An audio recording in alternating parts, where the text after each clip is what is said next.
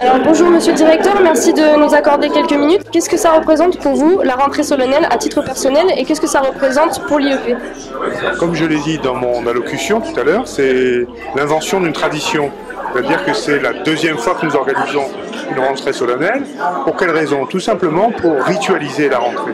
C'est vraiment une façon pour moi de dire aux étudiants et aux collègues que nous entrons dans l'année académique. Et je veux le faire avec tout le lustre qui convient à cet événement, qui est un événement évidemment très important. Par ailleurs, c'est une façon aussi pour moi, en accueillant des personnalités de grande renommée, c'est une façon pour moi d'installer notre maison, Sciences Po Aix, dans le paysage académique, non seulement local, mais aussi national. Alors vous avez parlé dans votre discours d'une institutionnalisation de la rentrée solennelle. Est-ce que vous pouvez nous en dire un peu plus? Écoutez, je souhaite que chaque année, nous accueillons une personnalité de grande réputation qui honore l'institution, qui honore les étudiants et qui donne à entendre et à voir des choses qu'on n'entend pas nécessairement habituellement. J'aimerais idéalement que nous parvenions à associer plus étroitement les étudiants. Et c'est une proposition que je ferai peut-être pour l'année prochaine. Il serait peut-être bien que la rentrée solennelle soit aussi pour les étudiants le moment où ils présentent le nom de leur promotion et où ils défendent le choix qu'ils ont collectivement fait.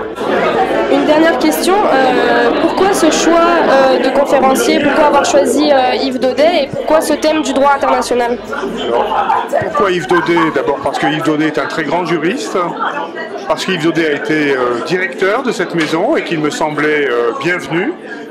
Dans ce souci de transmission et de continuité que j'ai évoqué dans mon propre propos, il me semblait bienvenu d'inviter à ce titre aussi M. Daudet.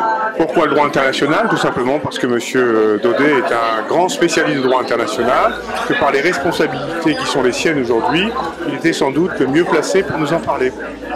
Merci beaucoup.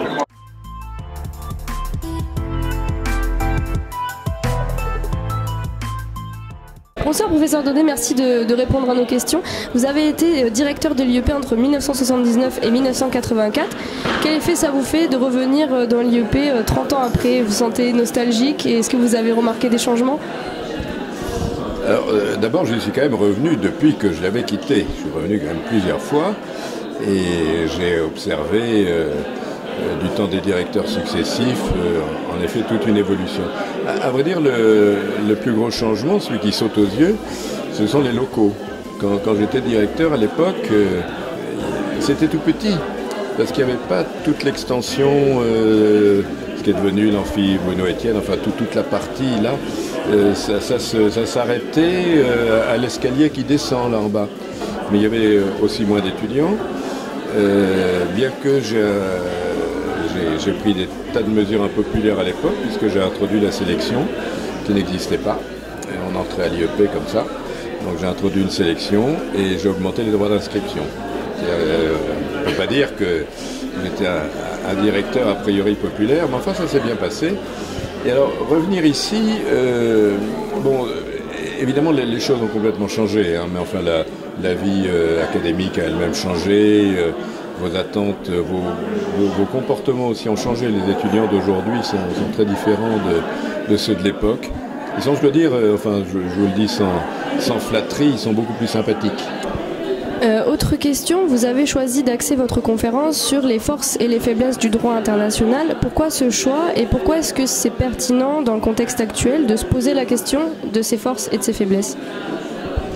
Alors, j'ai choisi ce sujet pour une raison un peu circonstancielle. Le professeur Mehdi m'avait demandé de faire un sujet sur le droit international, puisque c'est ma spécialité. Bon, je voulais pas faire quelque chose de technique, il m'avait dit que c'était une rentrée. Force et faiblesse, je trouvais que c'était pas mal, parce que, bon, d'abord, il y a un rapport dialectique. Alors, c'était aussi une façon de vous montrer comment on peut raisonner dans des contraires et faire sortir quelque chose du rapport dialectique par définition.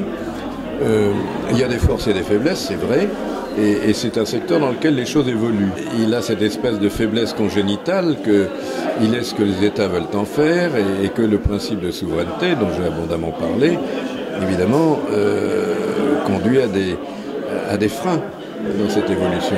Donc ça me paraissait un sujet pas mauvais sur le plan, comment dirais-je, oui c'est ça, du développement de la pensée, et qui peut-être serait intelligible. Alors, je ne sais pas si ça a été le cas d'ailleurs, mais enfin oui, j'ai eu l'impression que les gens suivaient.